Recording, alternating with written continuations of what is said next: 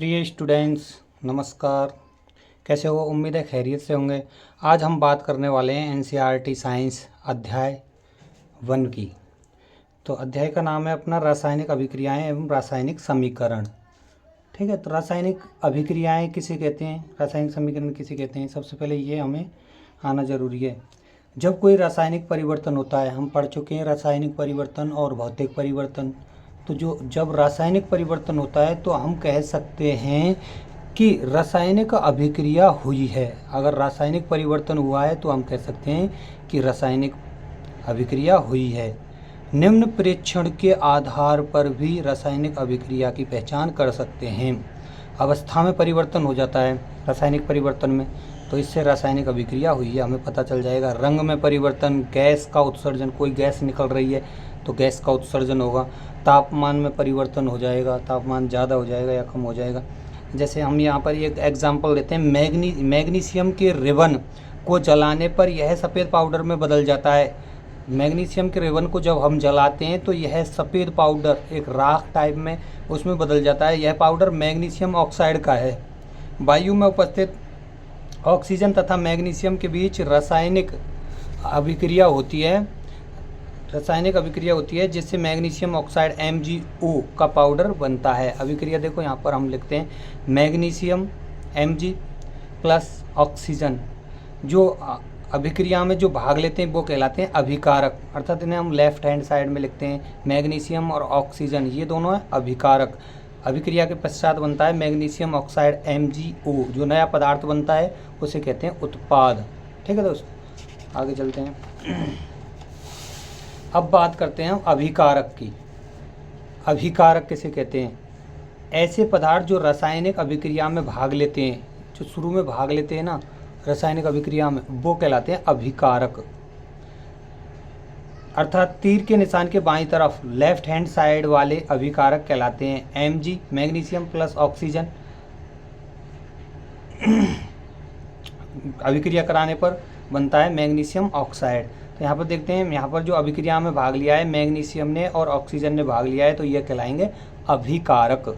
उत्पाद, अभिक्रिया में एक नए पदार्थ का निर्माण होता है जिसे उत्पाद कहते हैं। अभिक्रिया कराने के बाद जो नया पदार्थ बनता है ना, जैसे यहाँ पर MgO मैग्नीशियम ऑक्साइड नया पदार्थ बनाए, मैग्नीशियम और ऑक्सीजन से मिलकर मैग्नीशियम ऑक्साइड बनाए, तो इसे कहेंगे उत्पाद। और इसे अपन राइट हैंड साइड दाईं तरफ तीर के निशान से दाईं तरफ लिखते हैं। और जो तीर का जो सिरे का निशान होता है ना, तीर का जो दिशा होती है वो होती है अभिकारक से उत्पाद की तरफ। ठीक है, आगे चलते हैं। रासायनिक समीकरण। अब रासायनिक समीकरण की जब हम बात करते हैं तो रासायनिक समीकरण क्या होता है? किसी रासायनिक अभिक्रिया को संक्षिप्त रूप में दर्शाने के लिए रासायनिक समीकरण लिखा जाता है। इसमें अभिकारक व उत्पाद के मध्य तीर का निशान लगाया जाता है। रासायनिक समीकरण में बीच में तीर का निशान लगाया जाता है। अभिकारकों के मध्य प्लस का निशान लगाकर बाईं तरफ लिखते हैं। अभिकारक 2 या 2 से अधिक हैं तो आपस में उनको प्लस के निशान से जोड़ते हैं, अर्थात बीच में मध्य में प्लस का निशान लगा देते हैं। उत्पादों के मध्य प्लस का निशान लगाकर दाईं तरफ लिखते हैं। उत्पाद को दाईं तरफ लिखते हैं। अगर 2 या 2 से अधिक उत्पाद बन रहे हैं तो उनके मध्य में प्लस का निशान लगा देंगे। ध्यान रखें, तीर का सिरा उत्पाद की तरफ होता है, ये मैंने बता दिया आपको। अभिकारक से उत्पाद की तरफ, उत्पाद हमारा MgO है तो तीर का जो निशान होगा ना, इसके जो सिरा होगा वो उत्पाद की तरफ होगा। ठीक है, अब हम बात करते हैं संतुलित रासायनिक समीकरण। तो संतुलित रासायनिक समीकरण क्या होता है? किसी भी रासायनिक अभिक्रिया में द्रव्यमान ना तो निर्माण किया जा सकता है और ना ही विनाश किया जा सकता है। हम पिछली कक्षा में पढ़ चुके हैं, इसे द्रव्यमान संरक्षण का नियम भी कहते हैं। अर्थात रासायनिक अभिक्रिया से पहले हुआ रासायनिक अभिक्रिया के बाद तत्व के परमाणुओं की संख्या समान रहती है। अभिक्रिया के पहले और अभिक्रिया के बाद जो तत्व है उसके परमाणुओं की संख्या समान होनी चाहिए। यहाँ पर जैसे अपन एक एग्जांपल लेते हैं, Mg प्लस O2 अभिक्रिया के बाद बनता है MgO। यहाँ पर हम देखते हैं Mg मैग्नीशियम का 1 परमाणु है, ऑक्सीजन के यहाँ पर हम देखते हैं 2 परमाणु हैं, लेकिन उत्पाद में यहाँ पर हम देखते हैं मैग्नीशियम का 1 परमाणु है, ऑक्सीजन का एक परमाणु है, यहाँ पर ऑक्सीजन के 2 परमाणु है, यहाँ पर 1 परमाणु है, तो ये संतुलित नहीं है, असंतुलित समीकरण है, अर्थात इसको हम संतुलित करेंगे। प्रथम चरण। अब संतुलित करने के लिए निम्न चरणों का प्रयोग कर सकते हैं। देखो पहले चरण में कैसे करेंगे, सबसे पहले प्रत्येक सूत्र को बॉक्स के अंदर लिखते हैं। Mg जो मैग्नीशियम है ये अपने बॉक्स में बंद कर दिया, ऑक्सीजन बंद कर दिया, और जो उत्पाद है अपना MgO वो भी बॉक्स में बंद कर दिया। असंतुलित समीकरण, दूसरे चरण में असंतुलित समीकरण के विभिन्न तत्वों के परमाणुओं को लिखते हैं, अर्थात उनकी संख्या लिखते हैं। यहाँ पर हम देख लेंगे अभिकारक में परमाणुओं की संख्या और उत्पाद में परमाणु की संख्या। मैग्नीशियम में हम देखा ये अभिकारक है, तो हम अभिकारक में परमाणु की संख्या कितनी है, 1 है, ठीक है। और उत्पाद में मैग्नीशियम कितना, 1 है, तो यहाँ पे भी 1 है। अब यहाँ देखो अभिकारक में जो ऑक्सीजन है वो 2 हैं, तो यहाँ पर अभिकारक में 2 लिख दिए, और यहाँ पर उत्पाद में ऑक्सीजन कितने हैं, 1 है, तो यहाँ पर 1 लिख दिया। ये अपने एक सारणी के तौर पे लिख दिया, ठीक है। ये समझने के लिए बनाइए, जब अपन संतुलित करेंगे ना तो सारणी नहीं बनाएंगे, सीधा करेंगे, ठीक है। आगे चलते हैं। चरण नंबर 3।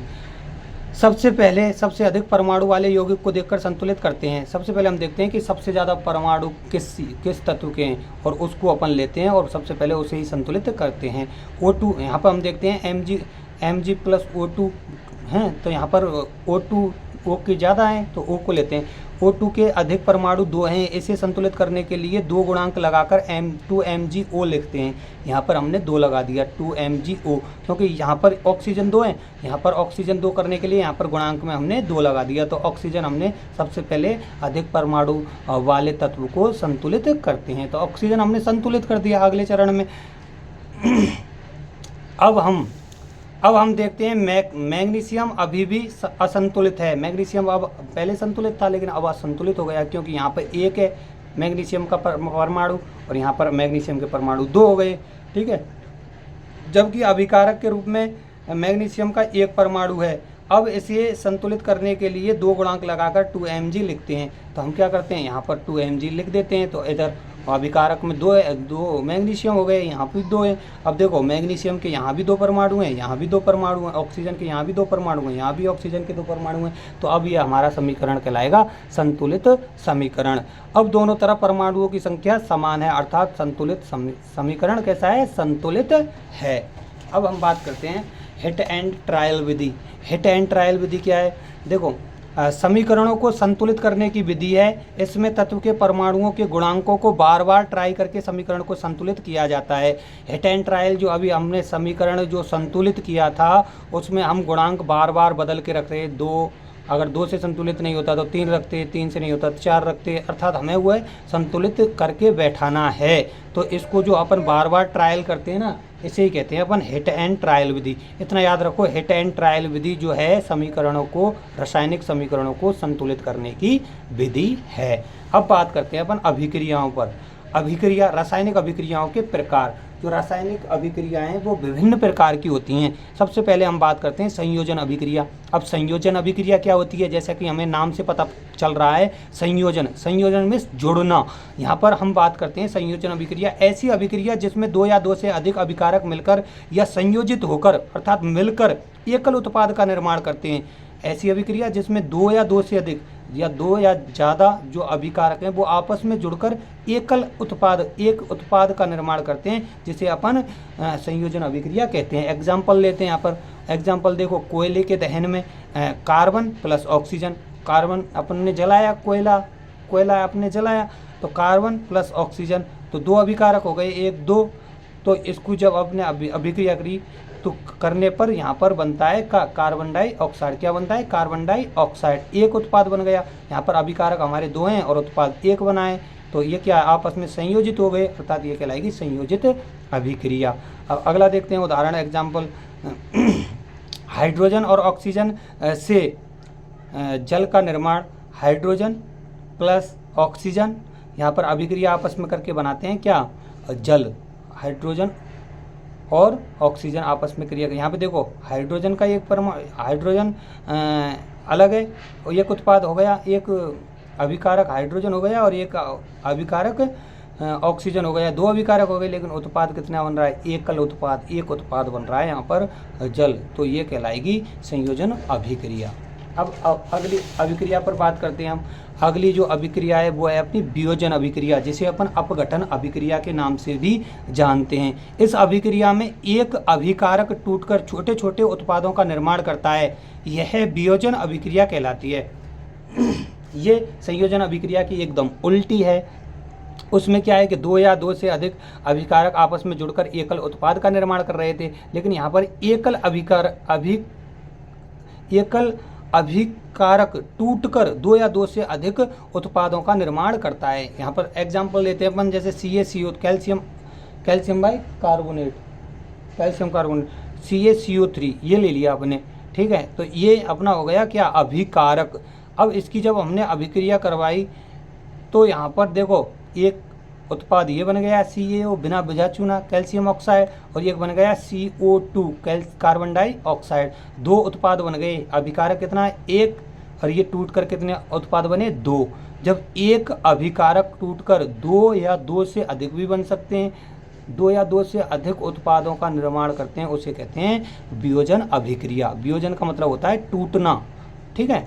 तो अगला एग्जाम्पल देखते हैं यहाँ पर 2AgCl सिल्वर क्लोराइड। इसको अपन सूर्य के प्रकाश में अगर रखते हैं, गर्म करते हैं, सूर्य के प्रकाश में अभिक्रिया करवाते हैं तो 2Ag अलग हो गया यहाँ पर जो सिल्वर है, प्लस Cl2 जो गैस है अपनी क्लोरीन, वो अलग हो गई। तो देखो एकल अभिकारक है, ये टूटकर और दो उत्पादों में अलग अलग दो तत्वों में बट गया, तो टूट गया ये, और टूटने को अपन कहते हैं वियोजन। यहाँ पर देखो 2AgBr सिल्वर ब्रोमाइड। अब इसकी अपन सूर्य के प्रकाश में जब अपन अभिक्रिया करवाते हैं तो सिल्वर अलग हो गया और ब्रोमीन अलग हो गया, तो एक अपना अभिकारक टूटकर दो उत्पादों में टूट गया, तो इसे कहेंगे अपन वियोजन या अपघटन अभिक्रिया। जो ये अभिक्रिया है ना अपनी 2AgBr सूर्य के प्रकाश में कराने पर, तो इसमें बनती है क्या, सिल्वर अलग हो गई और ब्रोमीन अलग हो गई। इस अभिक्रिया का प्रयोग श्याम श्वेत फोटोग्राफी में किया जाता है, अर्थात जो ब्लैक एंड वाइट जो फोटोग्राफी होती थी उसमें इस अभिक्रिया का प्रयोग किया जाता है। ध्यान रखना इम्पोर्टेंट है। श्याम श्वेत फोटोग्राफी में किस अभिक्रिया का प्रयोग किया जाता है, लिखिए, क्वेश्चन आ सकता है तो वहाँ पर लिखनी है हमें 2AgBr, तीर का निशान लगा के ऊपर लिखना है सूर्य के प्रकाश, सूर्य का प्रकाश, और यहाँ पर Ag अलग लिख देना है, Br अलग लिख देना है, समीकरण संतुलित कर देना है।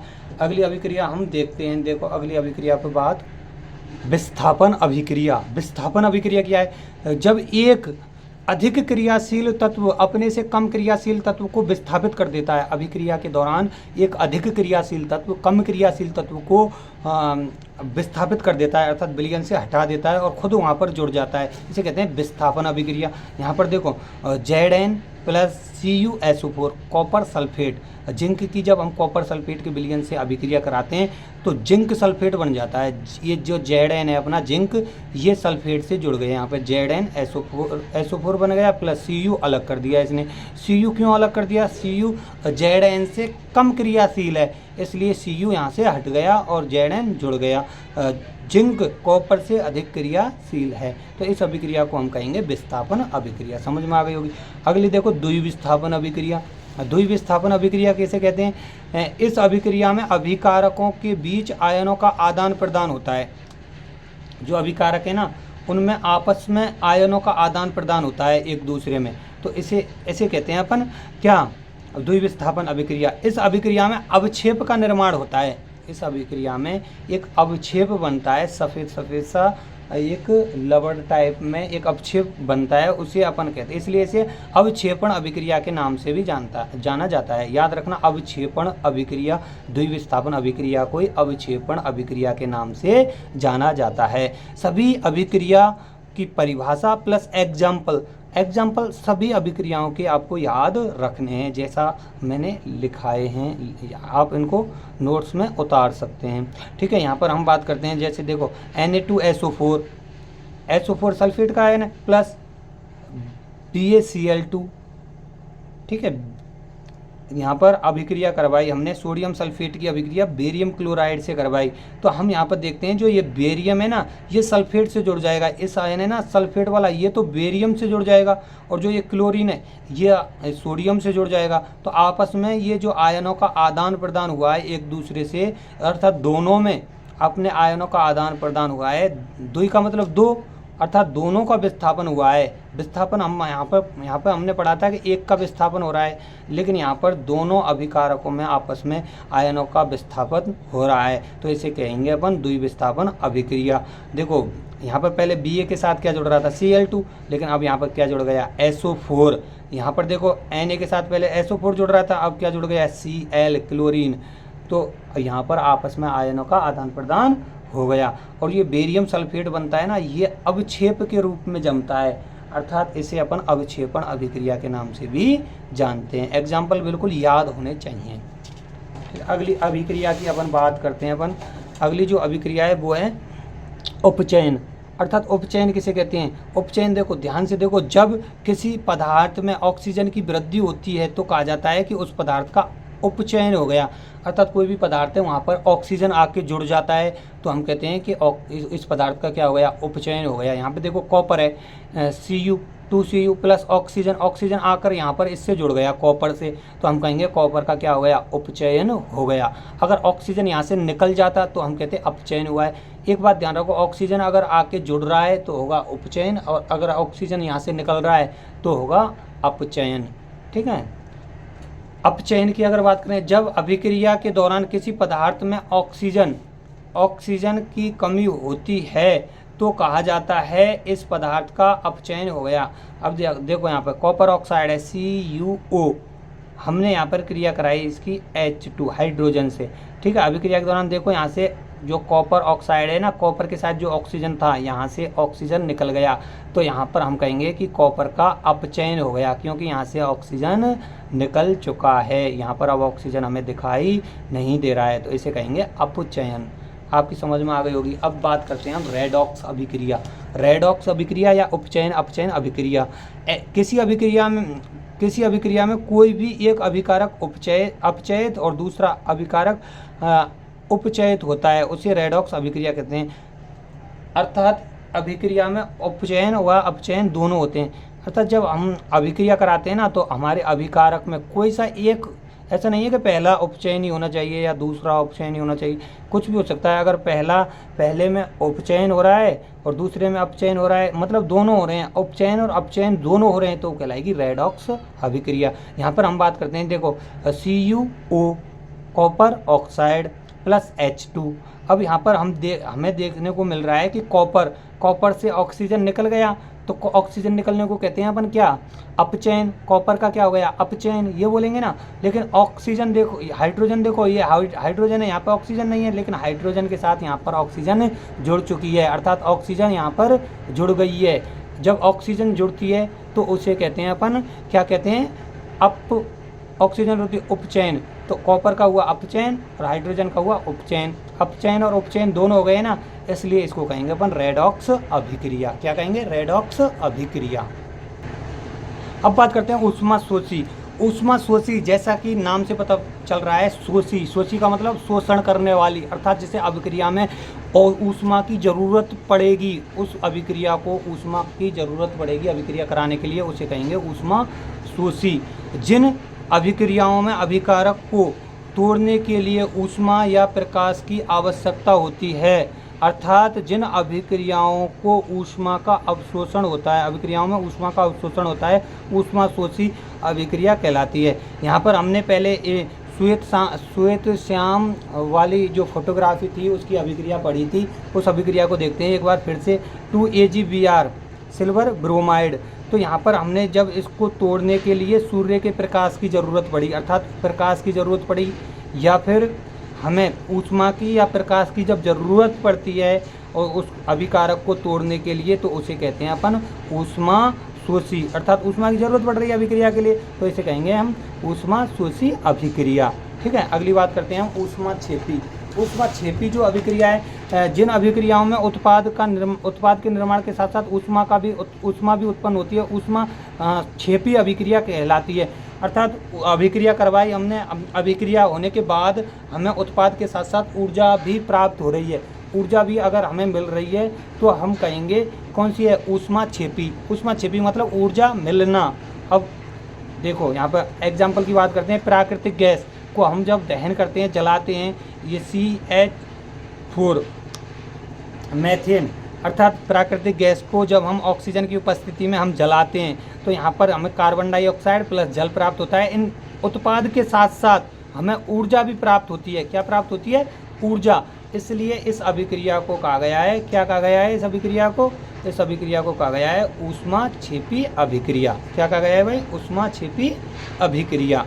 ठीक है। अपने श्वसन में जब अपन श्वसन लेते हैं ना, तो अपना जो कार्बोहाइड्रेट है वो, जैसे अपने ब्रेड वगैरह या कुछ भी खाए, आलू वगैरह, तो वो सबसे पहले ग्लूकोज में टूटते हैं। किस में टूटते हैं? ग्लूकोज में। और ग्लूकोज में टूटने के बाद जब अपन श्वास लेते हैं, ऑक्सीजन इस ग्लूकोज से क्रिया करके कार्बन डाइऑक्साइड और जल बनाता है। इसके साथ साथ हमें ऊर्जा भी प्राप्त होती है। क्या प्राप्त होती है? ऊर्जा। तो ये कहलाएगी ऊष्माक्षेपी अभिक्रिया। और अगला उदाहरण देखते हैं इसका। अगला उदाहरण देखो, यहाँ पर हम बात करते हैं साग सब्जियों को। जब साग सब्जियों से अपन कंपोस्ट खाद बनाते हैं तो वो खाद अपन देखते हैं बहुत ही एकदम गर्म होती है, अर्थात वहाँ पर हमें जो ऊष्मा है वो प्राप्त होती है। पानी को अपन देखते हैं, जब उसमें अपन डिटर्जेंट पाउडर मिलाते हैं, सर्फ वगैरह या मिलाते हैं, तो मिलाने पर हम देखते हैं कि पानी क्या हो जाता है? गर्म हो जाता है एकदम। तो यहाँ पर हमें ऊष्मा प्राप्त हुई, तो ये अभिक्रिया कहलाएगी ऊष्माक्षेपी अभिक्रिया। क्या कहलाएगी? ऊष्माक्षेपी अभिक्रिया। अब बात करते हैं संक्षारण पर। संक्षारण क्या होता है? जब कोई धातु अपने आसपास अम्ल नमी या आर्द्रता नमी के संपर्क में, वायु के संपर्क में आकर संक्षारित होती है, तो इस प्रक्रिया को संक्षारण कहते हैं। जैसे हम देखते हैं कि लोहे को हम देखते हैं, लोहे पर जब नमी के संपर्क में आता है लोहा, तो उसके ऊपर एक लाल भूरे कलर की एक परत चढ़ जाती है। उस परत को कहते हैं अपन कि लोहे पर जंग लग गई। ठीक है। तो उस जंग लगना, जो परत चढ़ी है ना, उसको कहेंगे कि लोहे का संक्षारण हो गया है। अर्थात जब लोहे पर जो जंग लगती है ना, उससे लोहे का वजन बढ़ जाता है, कम नहीं होता है। बहुत सी बार हम समझते हैं जंग लग गई तो कम हो जाएगा, लेकिन कम नहीं होता, बढ़ जाता है। तो लोहे पर लाल भूरे रंग की परत चढ़ती है। इसी प्रकार से चांदी का हम देखते हैं, जो चांदी के जो हमारे आभूषण होते हैं वो काले पड़ जाते हैं, अर्थात काले रंग की उन पर परत चढ़ जाती है। तो इसको कहते हैं अपन संक्षारण। चांदी का क्या हो गया? संक्षारण। तांबे पर हरे रंग की परत चढ़ती है। ठीक है। तो याद रखना है आपको। अब बात करते हैं हम विकृत गंधिता। विकृत गंधिता क्या होती है? वसायुक्त तैलीय खाद्य सामग्री ऑक्सीजन से क्रिया करके उपचयित हो जाती है, जिससे स्वाद व गंध में बदल जाते हैं, परिवर्तन हो जाता है। इससे बचने के लिए वायुरोधी बर्तनों का प्रयोग किया जाता है। अर्थात हम देखते हैं कोई भी वसायुक्त या तैलीय हमारा जो पदार्थ है, उसको हम जब रखते हैं तो वो ऑक्सीजन से क्रिया करके उपचयित हो जाता है, अर्थात उसका स्वाद वो ख़राब हो जाता है। एक तरह से हम ये समझें कि वो ऑक्सीजन से लंबे समय तक अगर हम उसे रखें तो वो ख़राब हो जाएगा, उसका गंध है, स्वाद है, सारे बदल जाएंगे और वो ख़राब हो जाएगा। इसका उदाहरण, इसलिए हम उसका उपचयन ना हो, इसलिए उसको हम बचाने के लिए वायुरोधी, वहाँ पर ऑक्सीजन ना हो, ऐसे बर्तनों का प्रयोग करते हैं। हम देखते हैं एग्जाम्पल देखो, चिप्स की थैली में ऑक्सीजन को हटाकर नाइट्रोजन गैस भरी जाती है। नाइट्रोजन गैस क्यों भरी जाती है? क्योंकि ऑक्सीजन की अपेक्षा नाइट्रोजन कम क्रियाशील है और वहाँ पर ऑक्सीजन नहीं होगी तो चिप्स का क्या नहीं होगा? चिप्स का उपचयन नहीं होगा, और चिप्स का उपचयन नहीं होगा तो चिप्स हमारी ख़राब नहीं होगी, लंबे समय तक चलती है। हम चिप्स की थैली को देखते हैं, उसमें हवा भरी रहती है, वो नाइट्रोजन गैस भरी होती है। ठीक है दोस्तों, नमस्कार। उम्मीद है आपको हमारी वीडियो पसंद आई होगी। अगर आपको हमारी वीडियो पसंद आई होगी तो हमारे चैनल फ्लाइट स्टडी 90 को सब्सक्राइब करें, अब वीडियो को शेयर करें, और आपको आगे ऐसी बहुत सी वीडियो पूरा देखने को मिलेंगी अच्छी, और अपने सभी दोस्तों को वीडियो को शेयर कर दें। ठीक है, थैंक यू।